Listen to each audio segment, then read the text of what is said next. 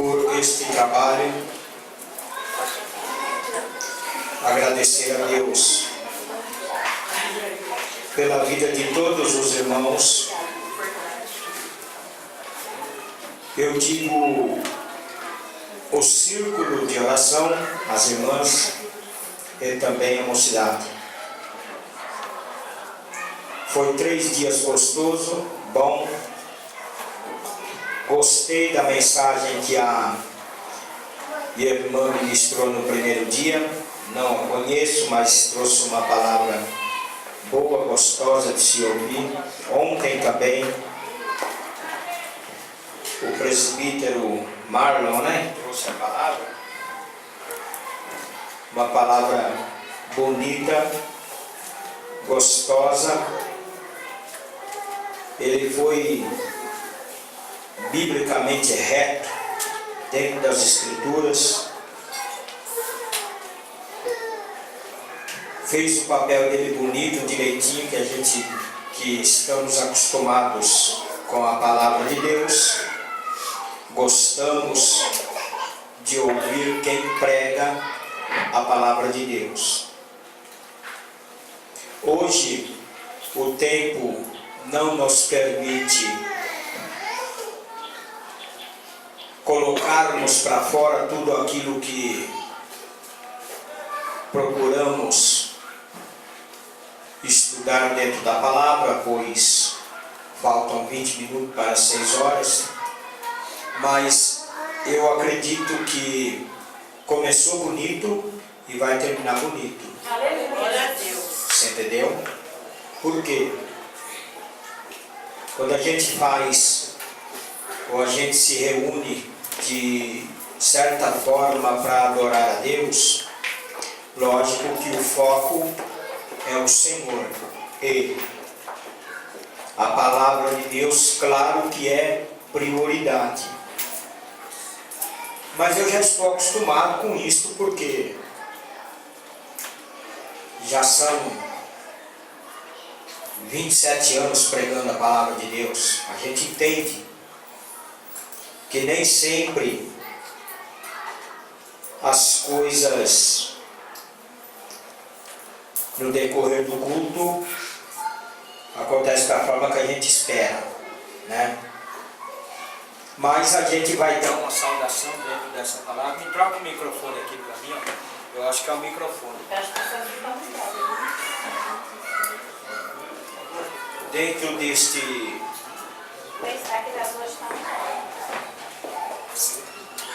tema que os dois grupos escolheram, que é o círculo de oração e a mocidade, desperta dos enormes e levanta-te dentre os mortos, e Cristo te esclarecerá. Muito obrigado. Glória a Deus. O encaixe está ruim. Olha aqui. Verso 14. Pelo que diz: desperta tu que dormes, e levanta-te dentre os mortos, e Cristo te esclarecerá. Diga comigo assim: pelo que diz, desperta, ó tu que dormes, e levanta-te dentre os mortos, e Cristo te esclarecerá. Irmãos, dentro deste versículo que nós acabamos de ler aqui no livro de Efésios, nós encontramos 5 verbos. O primeiro é despertar. O segundo é dormir. O terceiro é levantar. O quarto é morrer. E o quinto é esclarecer. Certo? Então são 5 palavras e são 5 verbos. Se nós fôssemos ministrar tudo isso, logicamente que o tempo é curtíssimo. Mas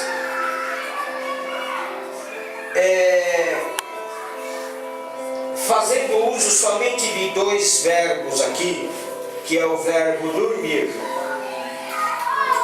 né? Onde ele fala assim, você que dorme. E o segundo verbo fazendo uso aqui seria o verbo morrer, certo? São duas classes de pessoas distintas aqui dentro deste texto da palavra de Deus, que são dois conjuntos de pessoas que se encontram dentro da Assembleia de Deus, certo?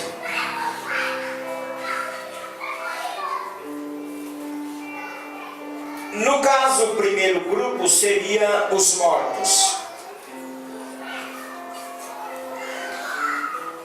E o segundo grupo seria o que dorme. Dormir é uma coisa diferente de estar morto. Deu para você entender? Amém. O livro de Efésios, escrito pelo apóstolo Paulo, 29 anos depois da ascensão de Cristo, pois o livro de Efésios foi escrito no ano de 62. Cristo, ele foi recebido em cima nos céus aos 33 anos de idade, por que não dizer, ele morreu e com 3 dias ressuscitou. Ele foi recebido nos céus. Quando o apóstolo Paulo escreveu este livro de Efésios, que é acompanhado com o livro de Colossenses, segundo a história, Paulo estava preso. Então o livro de Efésios foi escrito dentro de uma cadeia. Paulo escrevia encarcerado, e Paulo dava para os teus companheiros, e os teus companheiros levavam para as igrejas da Ásia, mais precisamente na igreja de Éfeso. E Paulo, ele advertia a igreja da Ásia, precisamente dizendo neste capítulo de número 5 de Efésios.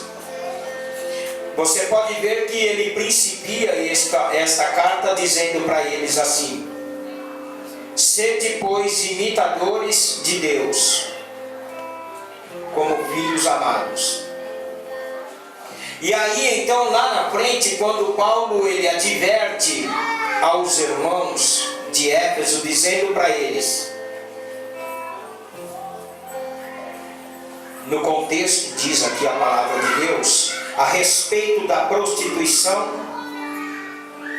a respeito de práticas abomináveis, as ocultas, aonde os bispos da igreja não viam, nada sabiam, mas ele orientava a todos da igreja, dizendo para eles assim: eu quero que principalmente vocês fujam da prostituição. Eu quero que vocês não pratiquem a fornicação. E eu quero que o adultério não esteja no meio de vocês. Parece-me que Tíquio levava as mensagens de Paulo para fora e distribuía as cartas de Paulo às igrejas que estavam implantadas na Ásia. O que você entende por morto aqui? O que leva uma pessoa a estar longe da presença de Deus, mas dentro da Assembleia de Deus? Eu digo Assembleia a aglomeração, o povo de Deus, aonde se louva, aonde se adora, aonde se reúne, é o pecado.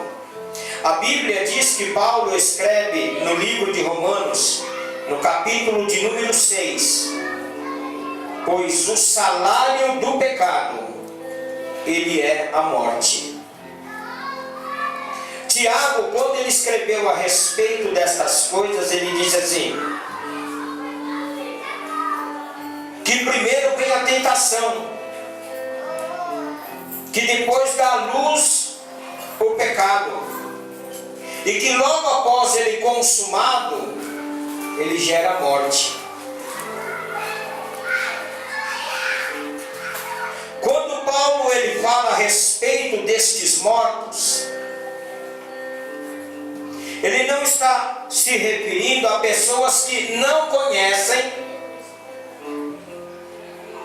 a pessoas que não têm um encontro com a palavra de Deus. Ele está se referindo a pessoas que sabem, a pessoas que lidam,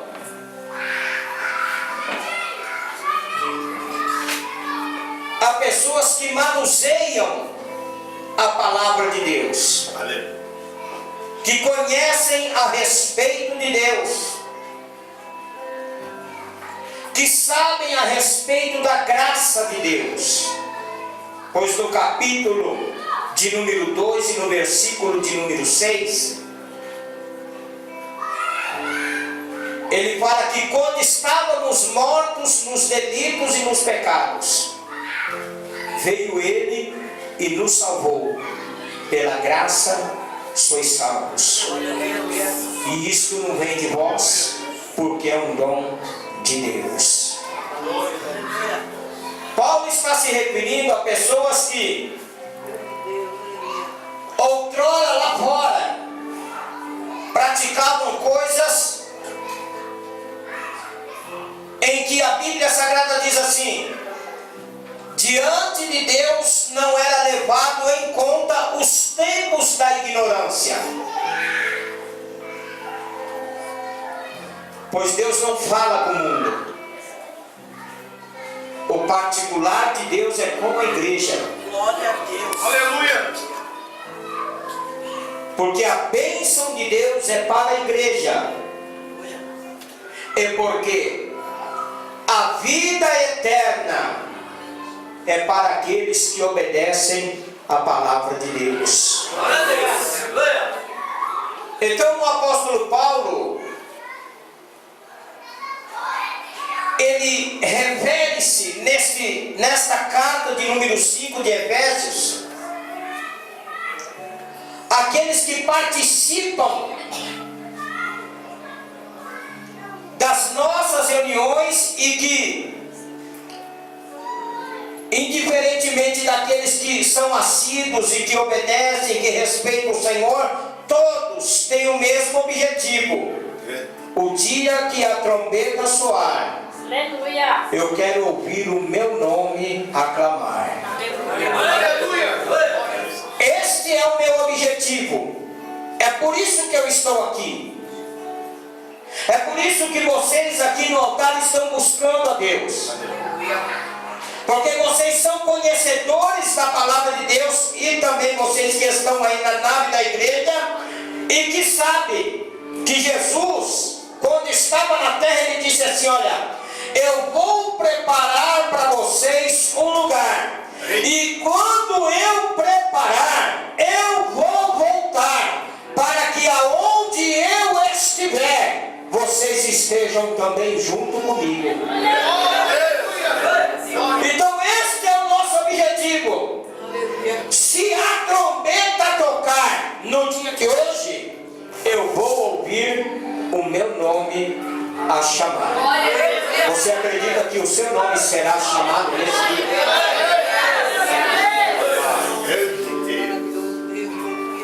Mas existe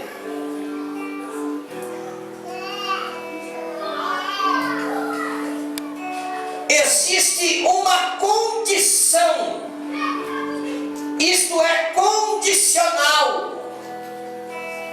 que você esteja com o seu ouvido aguçado para ouvir o toque da trombeta.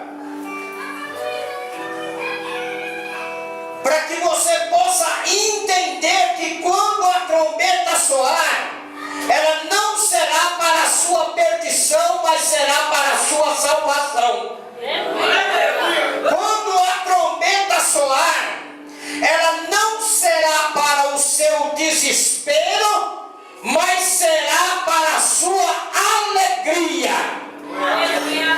Para que quando a trombeta soar, ela não será para a angústia da tua alma, mas será para o teu regozijo, pois quando ela soar, você subirá de encontro ao Senhor nos ares.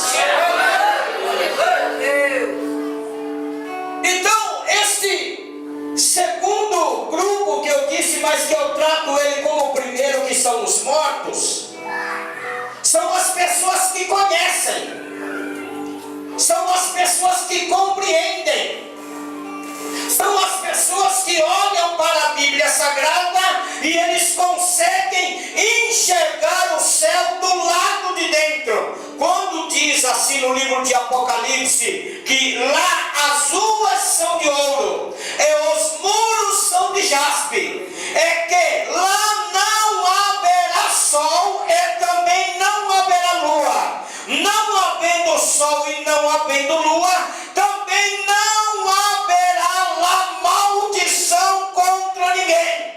E não havendo maldição, não haverá enfermidade, não haverá desgraça naquele lugar. Então todos os cristãos compreendem isto, entendem isto, e todo cristão, irmão, sem distinção de ninguém, tem um desejo de entrar lá do lado de dentro.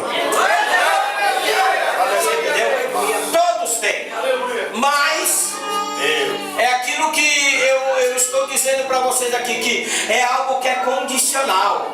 Tem que ter obediência, tem que ter dedicação, né? Olha aqui, eu vou ler para você aqui, um pouco antes deste versículo de número 14, olha o que diz, olha: porque bem sabeis isto, que nenhum fornicador, ou impuro, ou avarento, o qual é idolatria, tem herança no reino de Cristo e de Deus. Ele diz assim: e ninguém vos engane com palavras vãs, porque por estas coisas vem a ira de Deus sobre os filhos da desobediência. Portanto, não sejais os seus companheiros, porque noutro tempos éreis trevas, mas agora vocês são luz. Andai como filhos da luz, porque o fruto do Espírito, ele está em toda bondade, ele está em toda justiça e ele está em toda a verdade, aprovando o que é agradável ao Senhor. Aí Paulo diz: não vos comuniqueis com as obras infrutuosas das trevas, mas antes condenai-as. Entendeu? Então as pessoas querem servir a Deus, as pessoas querem, se identificar dentro de uma igreja evangélica. Hoje você pode ver que praticamente 50% da nação brasileira, eu posso dizer entre 40% e 50% da nação brasileira é cristão, serve a Deus dentro de uma igreja evangélica, independente de placa. Mas as pessoas querem servir a Deus como eles querem, e não é assim. A Bíblia Sagrada diz: como é santo aquele que vos chamou, sede também vós santo em toda a vossa maneira de viver. O que você entende por toda maneira de viver? Deus fala para você ser uma pessoa assim, consagrada a Ele, na sua vivência com a sociedade, dentro da tua casa, até mesmo no seu vestir. Você não pode se vestir de uma forma com que dê escândalo para a obra de Deus. Em tudo aquilo que você vai fazer, para participando ou de uma festa, ou de um almoço, ou de um jantar, já que a Bíblia também ela diz para nós que existem muitas coisas, sabe, Lucineide, que são consagradas a ídolos, a demônios. Então a igreja de Deus, a igreja de Cristo, ele não pode participar. Você pode até querer participar, mas Deus diz para você: não, eu não quero, porque eu chamei você para a santidade, eu chamei você para um caminho que vai levar você para a eternidade. A prostituição, o mundo lá fora, eles fazem tudo o que quer, mas quando um cristão faz, ele é alvo, ele é o foco. Todas as mídias, as redes de televisão, coloca lá bem destacado: olha, é crente, é fulano de tal, ele praticou isto, ele fez isso. Então Deus, ele chama a igreja para ter um compromisso com ele. Compromisso com Deus é antissocial, é ir contra o sistema do mundo, é ir contra o sistema de Satanás, porque Deus, ele reprova a forma com que o mundo vive, a forma com que o mundo anda. Ele tanto reprova isso, que ele deu, sabe, missionária Leonilda, um presente para o homem. O presente de Deus é esse: ele deu o seu único filho. Era o tesouro mais precioso que ele tinha, é a palavra do coração, é aquilo que gerou todas as coisas. Ele disse assim: olha, eu vou entregar o meu filho para morrer e abrir uma porta de esperança e de oportunidade para o homem ele viver eternamente diante da minha presença. Mas é necessário com que o homem, ele pare, ele analise e ele diga: Senhor, é assim que tu me quer, é vivendo na tua presença e andando em santidade. Então, para ir até ti, para chegar até ti, eu tenho que andar dessa forma, Senhor. Então é assim que eu vou viver enquanto estiver nessa terra. Aleluia, meu Deus. Então nós temos que ter uma diferença. 6 horas. Nós temos que fazer a diferença. Então veja bem, sabe como que a Bíblia chama os mortos? Eu estava dando estudada nessa madrugada, já tinha estudado alguns dias atrás a respeito desse assunto para passar para vocês. Em Apocalipse 21:8 chama eles de abomináveis.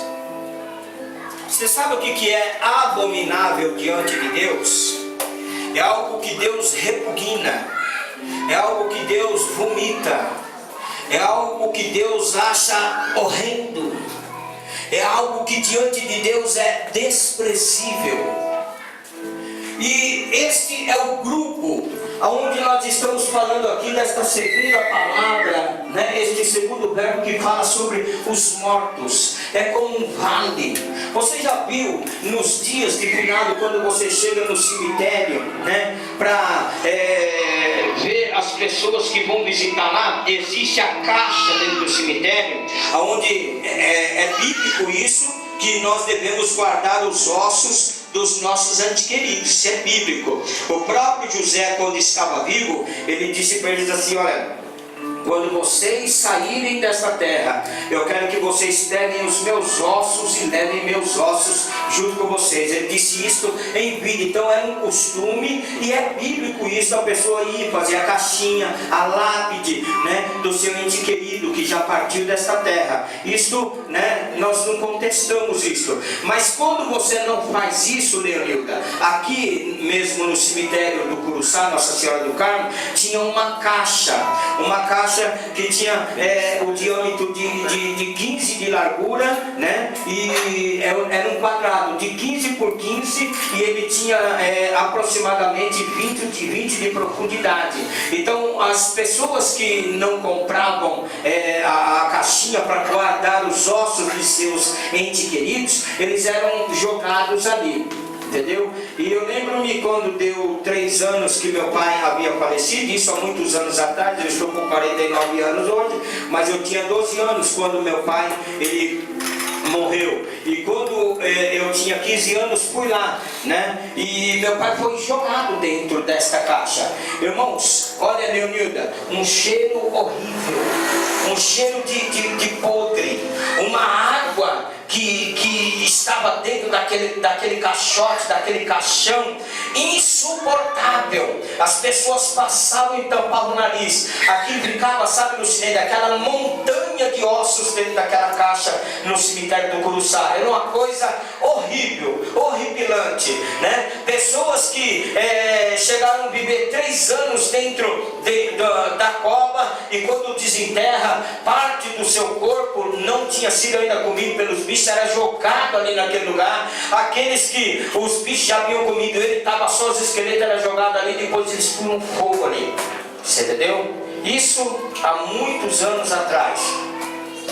Mas o que é um morto, um abominável diante de Deus? São pessoas que para Deus eles se encontram-se desta forma. Tanto é que Deus ele usou uma parábola desta para falar com Ezequiel, quando o Espírito tomou Ezequiel e levou ele num vale que estava lá cheio de ossos secos. Irmãos, aquilo fedia, aquilo cheirava mal. Então um morto diante de Deus é uma abominação. E o que leva a pessoa a estar desta forma diante de Deus é o pecado. Por isso que o apóstolo Paulo, ele aqui no livro de Efésios, capítulo número 5, ele disse assim para a igreja de Efésios, falou assim, ó: eu quero que vocês fujam disso, fujam da fornicação, saiam da prostituição, saiam do adultério. E outra coisa que ele falou assim, olha, que vocês não sirvam a Deus e sirvam a Mamon. Eu não quero que vocês se dão à prática de idolatria, porque Deus abomina tudo isso. Ele deixou bem claro para a igreja. Aí ele falou também, quando ele fala a respeito disso, ele fala a respeito também, que mais para frente, ele fala a respeito, Leonilda, da mentira. Ele disse, deixa a mentira. A mentira não pode estar na vida de vocês, porque a mentira, ela é a única criação que não vem da parte de Deus. Tudo Deus criou, tudo que você pode imaginar que tem vida, Alessandro, ou que não tenha vida, ou que é abstrato, foi criado por Deus. O universo, tudo foi criado por Deus. Aquilo que tem cheiro de vida, aquilo que se move, ou aquilo que não se move, foi criado por Deus. Mas a única criação que Deus ele não fez, não foi Deus que criou, foi a mentira. A mentira é uma criação do diabo, e o diabo ele implanta a mentira no meio da congregação de Deus. O diabo entrou com a mentira dentro do jardim do Éden, pastor Alex, missionário Alex. Ele fez com que o homem pecasse através da mentira. O homicida, ele fala assim, olha, o diabo ele foi homicida desde o princípio. Então uma pessoa que se encontra numa condição como esta, é uma pessoa que diante de Deus, em Apocalipse 21, verso 8, ele é um abominável. Deus repugna isso. Ele está morto diante de Deus. Deus não tem nada com morto. Embora a Bíblia diz no livro de Romanos, capítulo de número 14, versículo de número 9, quando o apóstolo Paulo escreve dizendo aos irmãos de Roma, dizendo assim, olha, para isto Jesus Cristo morreu, Sandra, e ressuscitou para ser Senhor, tanto dos mortos como dos vivos. Ou seja, o nome de Jesus está acima de tudo. Um dia os joelhos vão se dobrar, dos que estão no céu, dos que estão na terra, dos que estão debaixo da terra, dos que estão lá no inferno, e eles vão ter que dizer, Jesus Cristo é o Senhor, porque para isso ele morreu, e para isso ele ressuscitou, para ser Senhor, tanto dos mortos como dos vivos. A única coisa que Deus terá, Priscila, como os abomináveis, era isto: vocês vão ter que abrir a sua boca e dizer somente essa frase, Jesus Cristo é o Senhor. Mas enquanto isso, ele não fala com os mortos. Deus ele não tem nada com os mortos. Deus ele não tem nada com quem anda com uma vida desregrada. Deus ele não você entender o que eu estou falando. Ele não tem nada com uma pessoa que ele está no meio da Assembleia dos Justos, missionária Leonilda, mas ele não tem um compromisso com Deus, mas ele não honra Deus através das suas atitudes, ele não honra Deus através dos seus negócios, da sua vida do dia a dia. Se é para pecar, ele vai pecar. Se é para negar Jesus, ele vai negar. Se é para entrar e sair da presença de Jesus, ele vai entrar e ele vai sair. Agora, aqueles que estão dormindo é diferente. Entenda bem que eu vou falar para você agora em simples palavras. O que está dormindo, Alain, é aquele que já está cansado. Você viu ontem que foi dito aqui? Esperar cansa. Diga comigo assim: esperar cansa. Esperar cansa. Diga mais forte: esperar cansa.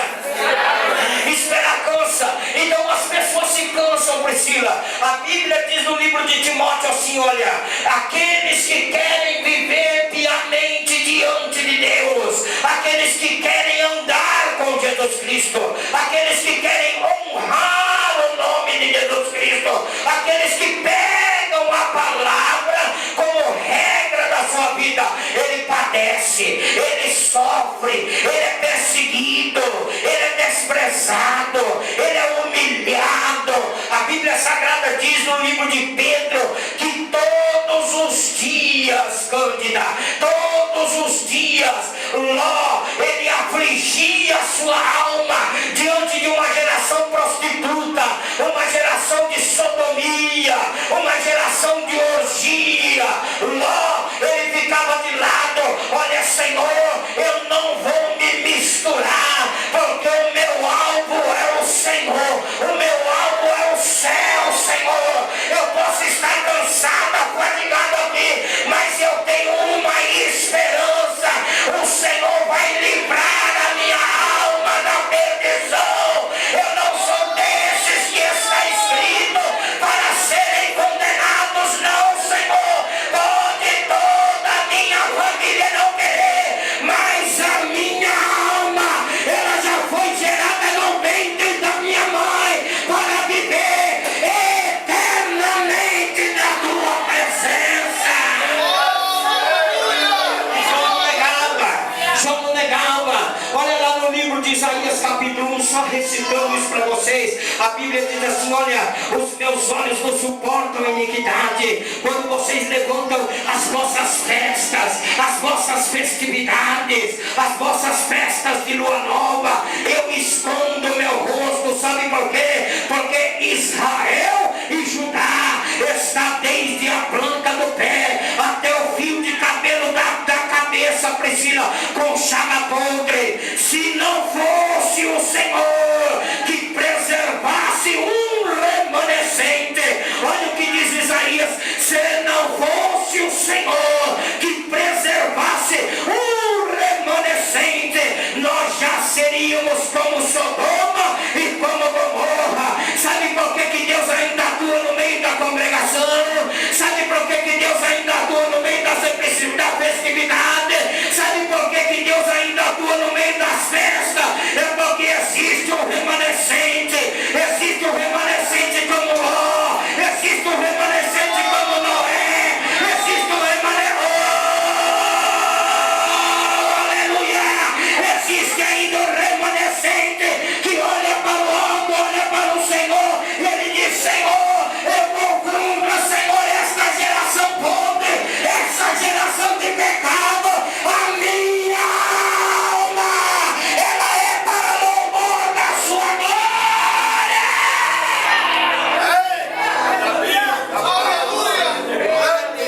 Olha para o seu irmão e diga para ele assim: eu creio que você.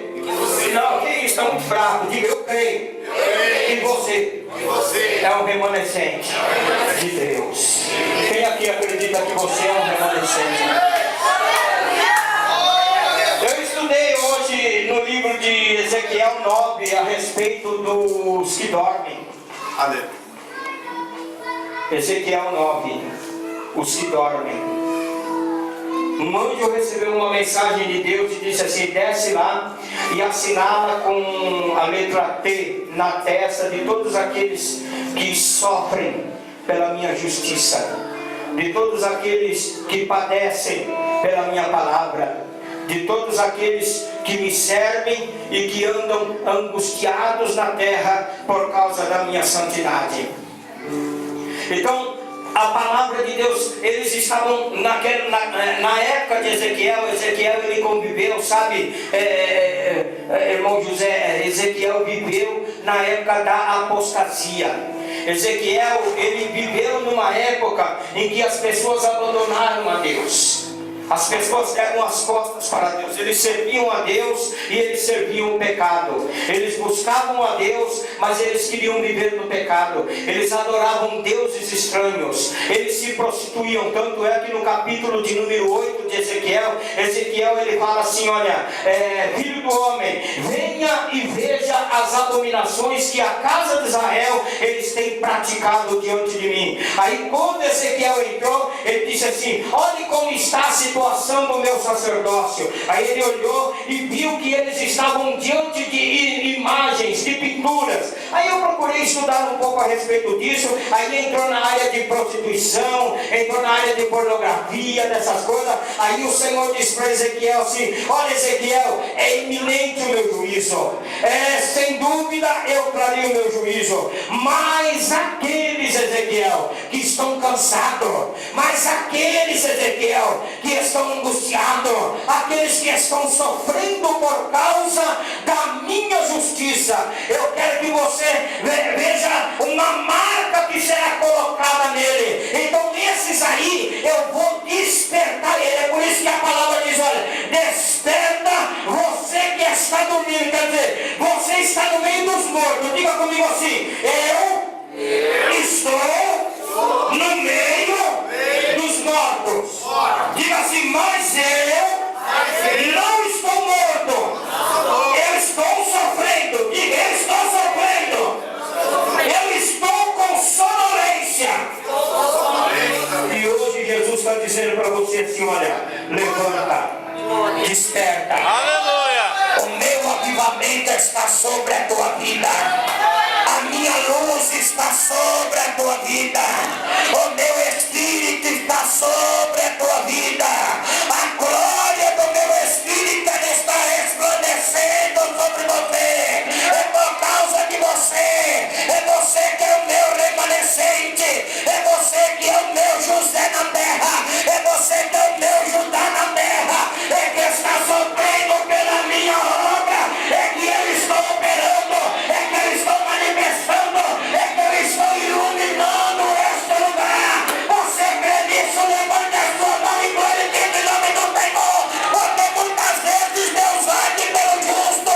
Deus age por aquele que realmente está com a sua vida e a sua conduta reta diante de Deus. É por isso que a presença do Senhor tem se manifestado na terra. As palmas louvam o Senhor. Quero agradecer o Senhor. Não adianta a gente entupir a igreja de palavra, não. A igreja precisa entender. Aleluia, meu Deus. Você entendeu o que Deus está falando? Aleluia! Você está no meio dos mortos, mas você não está morto. Aleluia. E Jesus está dizendo para você: desperta, porque eu vou iluminar a sua vida. Que Deus possa abençoar. Vamos colocar de pé nesse momento, fazer uma oração. Não sei se as irmãs vão cantar algum hino tema ainda. Não tem mais nada para fazer? Não? Então glória a Deus, né? Eu até ia pedir um hino.